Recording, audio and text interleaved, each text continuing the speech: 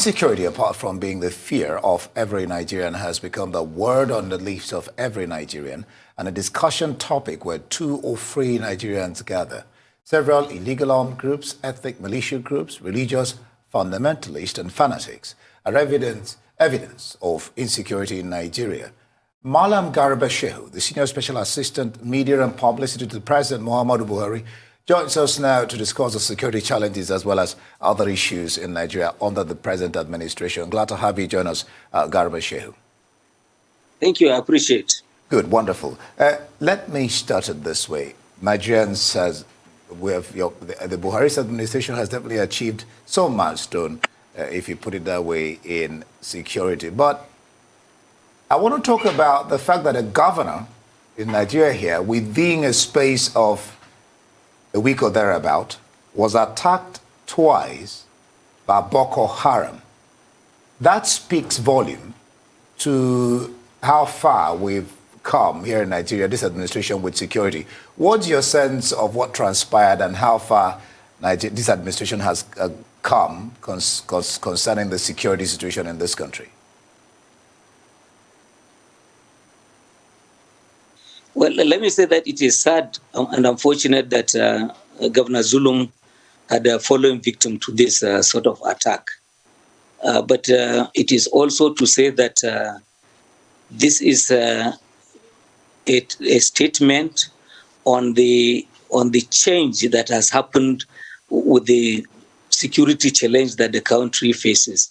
That Boko Haram, which had wielded so much strength in the past, was able to control a big slice of this country's territory, bigger than the size of Belgium, with a flag of their own and a system of administration and taxation, had been reduced to these kind of tactics.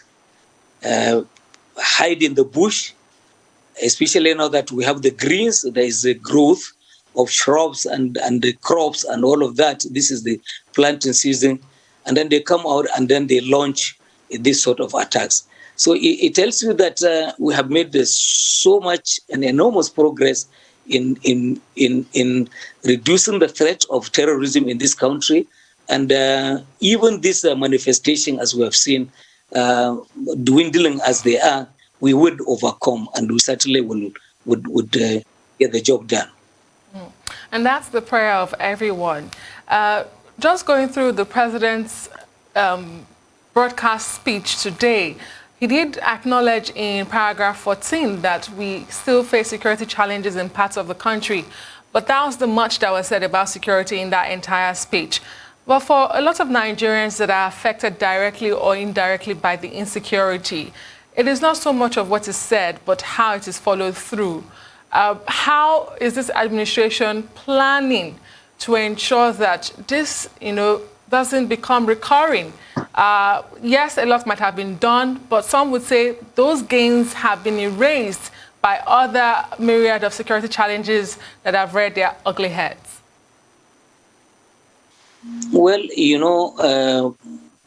nobody wants to show or in any way suggest that they are insensitive to concerns, especially about security in the country. The situation is mutating, it is changing from time to time.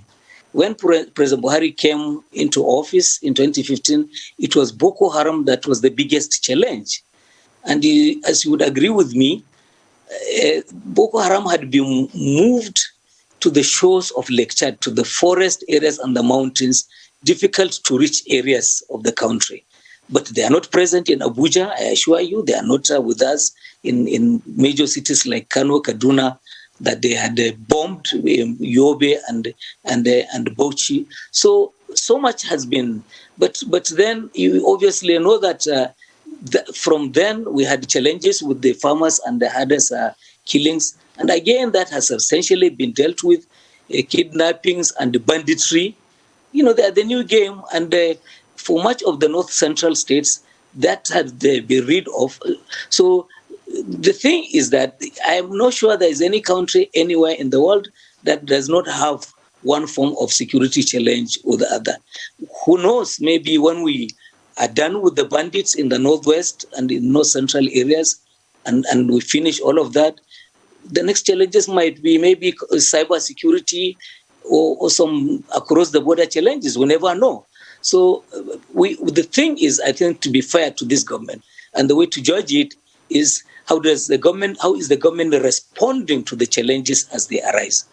All right, and I think that we have shown a great deal of capability. Government has shown competence, a great deal of it, in surmounting challenges as they arise. All right, Garba, there's been so much talk on the security chiefs. The president has stuck to his gun. Of course, it is his prerogative to appoint and, of course, sack security chiefs. But there's been so much talk about it seems that they have got to the end of their tethers, so they need to be changed. Other people need to come on board so they can probably bring in other ideas. But the president has insisted, is still insisting that they stay on board. What's your sense? Well, in all of these things, if you are looking at the system of government we operate, if you are looking at the law and the constitution, the president sits in judgment on all of these matters. And you are dealing with and I'm sorry to say, a lot of us are very impatient in many instances. The first instance, the tenure of service is except for the Police Act, which has just been signed now, the stay in office of the service is not tenured. It is absolutely at the pleasure of the president. And if the president is happy with the reports that he's getting from his service chiefs, he will keep them. It is not for anybody to say that, and these are things that happen. I mean, even in our newsrooms also, it happens that, yes, there is some agitated reporter who thinks, no, I should be editor, and this editor, no matter how good he or she is, let them just get out of the chair, and I want to be editor tomorrow. So these things can happen with ambitious people pushing some of these elements, or people who think that there are opportunities that they seek and they don't see them with the people who sit there. So why at one time, maybe they would wish that they are moved so that the next guy comes in and then they get to the kind of cut that they wish to obtain. So the president decides, and if he's happy and he's convinced that they're doing the job he has assigned them to do, that it's done. It's done. Well, we cannot deny the poverty insecurity nexus. And this administration has tried so much to put in place social intervention schemes, ones that the president also highlighted in his broadcast this morning. But there are those who will criticize that those interventions have not been impactful.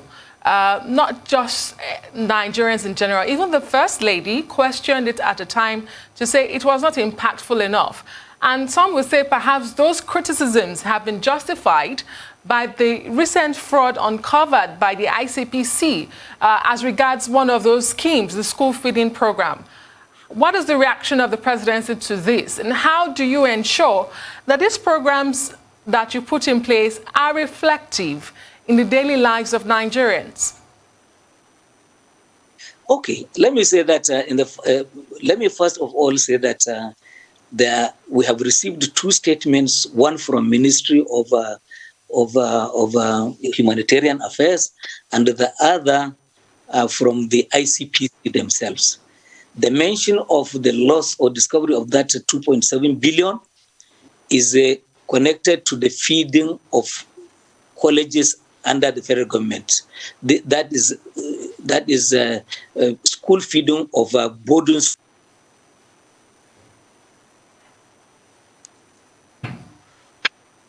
school feeding program as is being carried out by the Ministry of Humanitarian Affairs.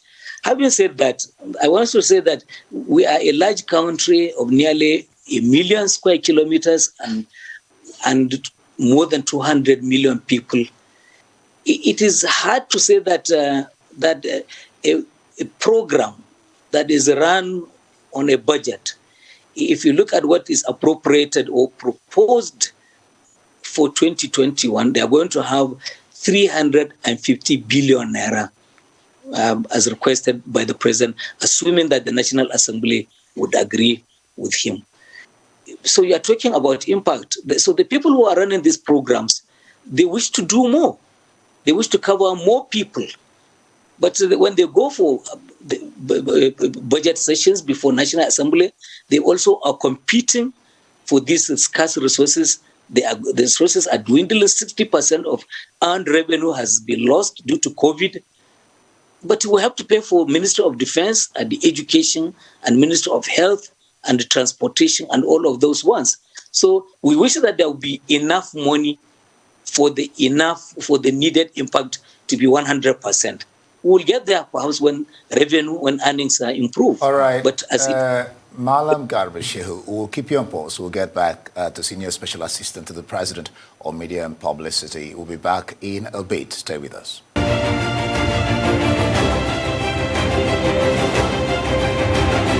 Right, glad to have you back. You're still watching News Day. We still have Malam Garba Shehu, the Senior Special Assistant, Media and Publicity to the President of Nigeria, Muhammadu Buhari. Garba, glad to still know that you're there. Now, 60 years of nationhood provides an opportunity to ask ourselves questions on, one, the extent to which we have sustained the aspirations of our founding fathers. Two, where did we do the right things? And three, are we on course? Four, if not, why did we stray and how can we remedy and retrace our steps? Someone once said if you ask intelligence questions, you get intelligent answers, and that a problem identified is a problem how solved. What is your sense of, I was just quoting the president, I'm sure you're aware, today, earlier in his speech. So what is your sense of these questions that have been raised by the president? Well, I'm glad that the president engaged in historical reconstruction of where we started from, where we are, and how we came to be here, and what do we need to do to get better. And I think that I have no other answers to offer other than to take you back to what the president did say in his speech. That one that he says each morning he rises, he reflects on the nation, and he hopes that there will be reflection nationwide, especially at this time when we have reached the landmark age of 60. And then there are a lot of things that we need to do in order to get to where we should be. And he mentioned a number of things, including the fact that government should be about the people and that we should give them, leaders should give ownership of government to the people, return ownership to the people. And he mentioned the need for law and order and the enthronement of the rule of law in the country. He said so much about need for tolerance and accommodation and optimizing and harnessing the enormous human resources that God has given this country, and the aspiration that we should aim to be among the top 20 economies of the world. And of course, the aspiration they were harbored by his administration of lifting 100 million people out of poverty. So matters of peaceful coexistence and all of this are elements that the president put together in the speech today. And I think, and I hope that there will be concurrence by Nigerians so that all of these arguments about whether we've been where we want to be and is there hope for the future, let us try put into practice some of these elements that the president has put down today. And let's see whether they will take us forward. Indeed. Well, the president also condemned blame trading when he says we have too much on those artificial fault lines that we've allowed to fester for too much. But in rounding off his speech, he then says his predecessors, who ruled Nigeria from 1999 to 2015, he queried why they should have, the audacity to attempt to criticize his effort. Some will wonder, is the president averse to criticisms, or is just from the people it's coming from? No, let me say to you that the president spoke the truth when he mentioned his concern for artificial divisions that exist, that people believe exist among Nigerians, when in truth they are not there. Because when you look at it all, we basically are all human. And the basis of existence for each one of us is the same. Whether we come from this part of the country or that part of the country, whether we speak this language or worship,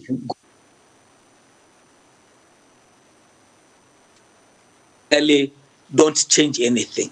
And the moment we embrace our humanity and accept one another as being equal, male, female, I think that there will be real progress. President has welcomed criticism at all levels, and perhaps when this is all over, perhaps President Buhari will pass as the most heavily criticized the president and who did not even lift a finger against people. The mention that he did in this speech about predecessors criticizing, it's a matter of fact and suggestive of hypocrisy of thoughts. And if you want, I can give you just one or two examples. Go ahead. This government inherited a railway plan that would take rail track from Kano through Katsina State to the border with the Niger Republic. And President Buhari said, so let's activate it as part of the overall plan in order to link all state capitals of the Federation with a new rail track.